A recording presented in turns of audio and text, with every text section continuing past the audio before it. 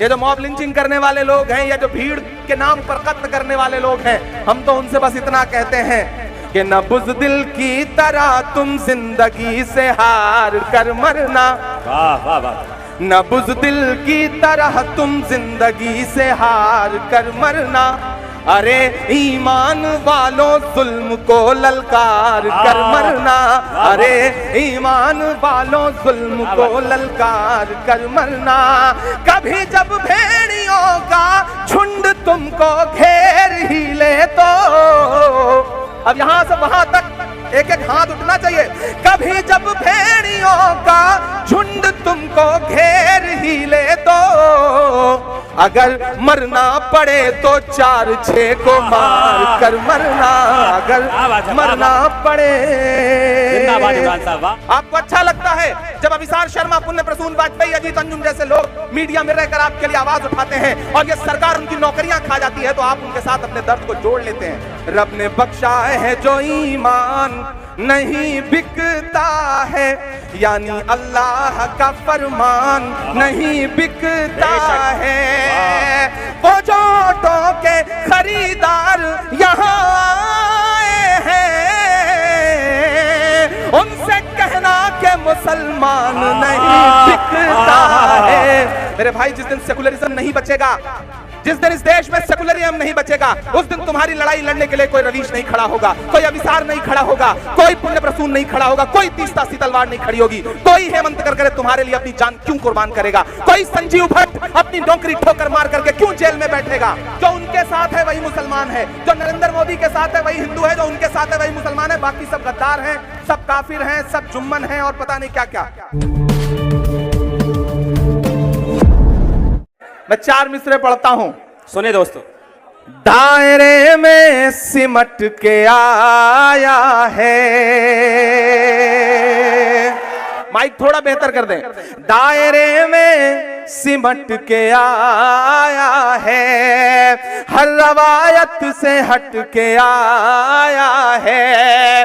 आंधियों को जरा खबर कर दो, अब तैयार रहना मेरी मोहब्बत के लिए।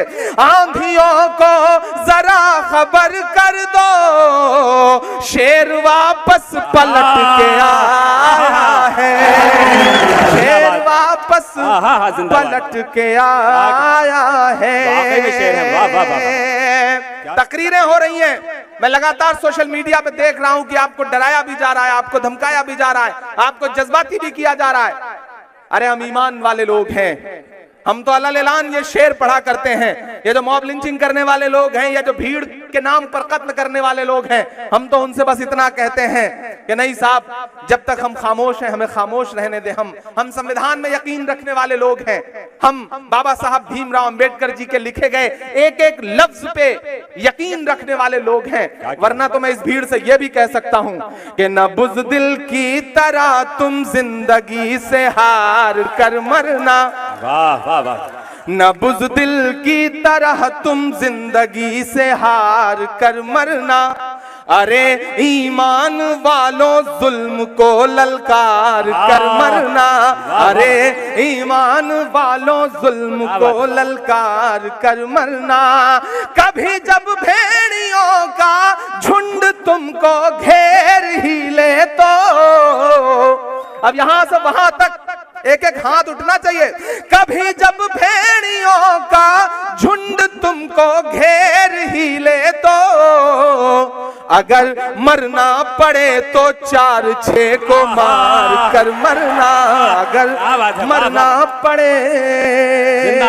भारतीय जनता पार्टी अपनी तकरीरें, चुनावी भाषण करते हैं तो वो एक खास समुदाय को, खास लोगों को डराते हैं, धमकाते हैं। उनके अंदर जहन में ये भरने की कोशिश करते हैं कि नहीं, मुसलमानों से बचना है तो हमारे साथ आ जाओ।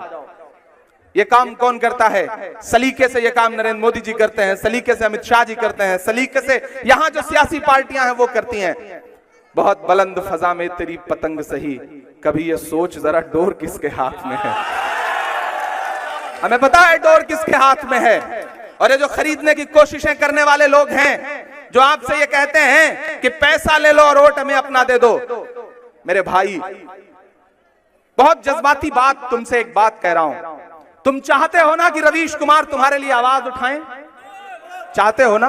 खुशी होती है सिर्फ इसलिए क्योंकि वो सच की आवाज उठाते हैं। वो तुम्हारे लिए आवाज नहीं उठा रहे, वो इस देश के कानून में यकीन रखते हैं और इस देश की जो कौमी एकता है उसे बचाने की कोशिश के लिए आवाज उठा रहे हैं।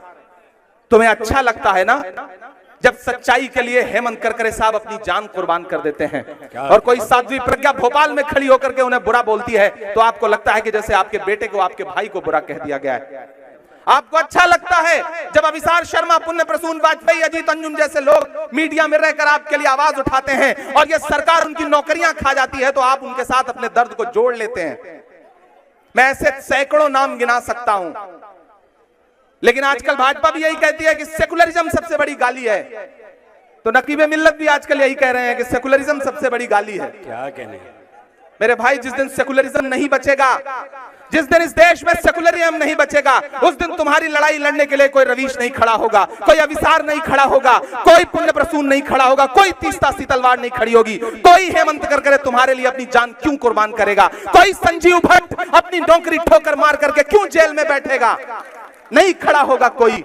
अगर पहलू खान के नाम पर वोट मांगा जा रहा है तो मुझे एक तस्वीर दिखा दीजिए जिसमें पहलू खान के घर जाकर के कोई उनका कार्यकर्ता खड़ा हो। लेकिन इमरान 4 बार पहलू खान के घर गया है। 28 लाख रुपए से ज्यादा सोशल मीडिया की कैंपेन के जरिए मदद हुई है अल्हम्दुलिल्लाह, जिसमें इमरान पेश रहा है। अगर तुम्हें इसी नाम पर वोट देना है, मिलकर दोस्तों एक बात, अगर तुम्हें जज्बात के नाम पर वोट देना है, अगर तुम्हें देना है नजीब के, अखलाक के, पहलू के, उमर के, रकबर के नाम पर वोट, अगर तुम्हें देना है तबरेज अंसारी के नाम पर वोट, अगर तुम्हें देना है मॉब लिंचिंग के नाम पर मारे गए लोगों के नाम पर वोट, मैंने सबसे ज्यादा काम किया है। आपने मुझे बनाया है, मैं आपसे मिलकर के बनता हूं। मेरे पास कोई सियासी विरासत नहीं है। यहां तमाम ऐसे लोग खड़े हैं जो मुझे जानते हैं कि मैं एक आम परिवार से आता हूं, एक बहुत छोटे से परिवार से उठ करके यहां खड़ा हूं। मैं खड़ा हूं तो सिर्फ तुम्हारी वजह से, तुम्हारी दुआओं की वजह से, तुम्हारी बजने वाली तालियों की वजह से। लंदन में भी मेरे लिए तालियां बज रही हैं। जब मैं लंदन में खड़ा होकर के कश्मीर पर नज्म पढ़ता हूं तो तुम्हारी दुआओं के भरोसे पढ़ता हूं। जब मैं लंदन में खड़ा होकर के मदरसे पर नज्म पढ़ता हूं तो उस वक्त मेरी आंखों में तुम्हारा चेहरा होता है। मैं तुम्हारी मोहब्बत को पुकारते हुए कह रहा हूं कि अगर तुम्हें शहादतों के नाम पर वोट देना है, अगर तुम्हें मॉब लिंचिंग के शिकार हुए लोगों के नाम पर वोट देना है, तो फिर सबसे बड़ा काम मेरा है। मैंने अपना खून पसीना बहाया है। मैंने मॉब लिंच, जब जुनैद का कत्ल किया गया था ट्रेन में, 16 साल के एक मासूम हाफिज को मारा गया था ट्रेन में, मैंने पसीना भी बहाया है, मैंने खून भी बहाया है। आपने सिर्फ तकरीरें करी हैं। मैं तकरीर नहीं कर रहा हूं, मैं आज आपसे बहुत दिल से मुखातिब हूं। हबीब जालिब कभी कहते हैं कि सरे मिंबर वो ख्वाबों के महल तामीर करते हैं, इलाजे गम नहीं करते, फकत तकरीर करते हैं। हमारी शायरी में दिल धड़कता है जमाने का, हमारी शायरी में दिल धड़कता है जमाने का। जो हम महसूस करते हैं वही तहरीर करते हैं। मैं जानता हूं कि जब मैं यहां से तकरीर करके उठूंगा तो सुबह सोशल मीडिया के इनबॉक्स गालियों से भरे रहेंगे, क्योंकि नए नए ठेकेदार निकल आए हैं जो गालियां देते हैं। जो उनके साथ है वही मुसलमान है, जो नरेंद्र मोदी के साथ है वही हिंदू है, जो उनके साथ है वही मुसलमान है, बाकी सब गद्दार हैं, सब काफिर हैं, सब जुम्मन हैं और पता नहीं क्या क्या होता है। यही होता है कि नहीं होता है? मैं ये बातें बोलना नहीं चाहता था, लेकिन मेरे भाई ये जमहूरियत है, आप भी सियासत करो, ये सब भी सियासत कर रहे हैं। इतना गुस्सा क्यों हो जाते हो? ये जो पिटारा लेकर के घूम रहे हैं लोग, उनसे आपको कहना पड़ेगा कि रब ने बख्शा है जो ईमान नहीं बिकता है। ऐसे काम नहीं चलेगा। आपकी तालियों का शोर पूरे बंबई की फजाओं में गूंजना चाहिए, क्योंकि पूरा हिंदुस्तान इस वक्त तुम्हारी तरफ नजरें उठा के देख रहा है, यहां से वहां तक। रब ने बख्शा है जो ईमान नहीं बिकता है, यानी अल्लाह का फरमान नहीं बिकता है। वो जो ऑटो के खरीदार यहाँ आए हैं, उनसे कहना के मुसलमान नहीं बिकता है। क्या कहने, वाह वाह सुभान अल्लाह, जिंदाबाद इमरान साहब, वाह वाह वाह वाह वाह वाह। मेरे भाई ये लड़ाई बहुत बड़ी है। ये लड़ाई महज एक असेंबली के इलेक्शन की लड़ाई नहीं है। आपको लगता होगा कि ये महज एक असेंबली का इलेक्शन लड़ने की लड़ाई है। ये दरअसल हिंदुस्तान को बचाने की लड़ाई है। ये लड़ाई लंबी है, ये लड़ाई मुश्किल है। इस लड़ाई में हार भी होगी, जीत भी होगी, सब कुछ होगा, लेकिन लड़नी तो पड़ेगी ये लड़ाई। मुझे खुशी है, मैं अभी लंदन में था, तो आरिफ भाई मुझसे 4 दिन पहले इंटरव्यू लिया जा रहा था, तो एक साहब ने मुझसे कहा कि हिंदुस्तान की सियासत में आप किससे उम्मीदें देखते हैं? तो मैंने कहा राहुल गांधी से। तो उन्होंने कहा अगर राहुल गांधी से उम्मीदें देखते हैं तो राहुल साहब तो इस वक्त सियासत से कटे हुए हैं। मैंने कहा शेर अगर 2 कदम पीछे पलट जाए, पीछे खींच ले हमला करने के लिए, तो उसको कटना नहीं कहते हैं, वो तैयारी कर रहा है।